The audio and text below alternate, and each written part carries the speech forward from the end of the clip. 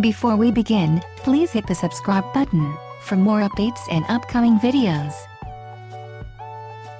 Hardwood floors bring an earthy warm beauty to your home. They're durable, and with proper care, last for decades.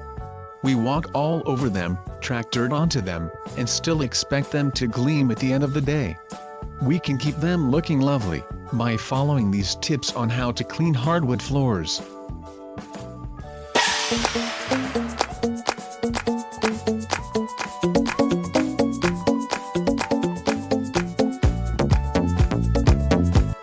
Clear the floor area of any furniture that's easy to move.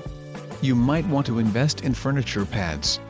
They make moving furniture much easier, and prevent your wood floors from getting scuffed. Use a dust mop or vacuum to remove dirt, dust, pet hair, and other debris that could scratch the floor. Don't use a vacuum with a beater bar attachment, as it could damage the surface of the floor.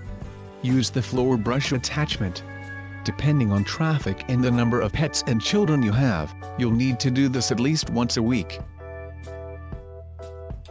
Dust mopping won't remove the dirt and grime that build up over time. For periodic deep cleaning, you'll need to use a liquid cleaner. You can use a commercial wood cleaning product, like Bona or Murphy's oil soap. Be sure to follow manufacturer's instructions. You can also make your own cleaner by mixing 1 part vinegar to 10 parts warm water, and add a few drops of liquid Castile soap. Rinse the mop with clean water, wring out excess, and damp mop the floor to remove the cleaner.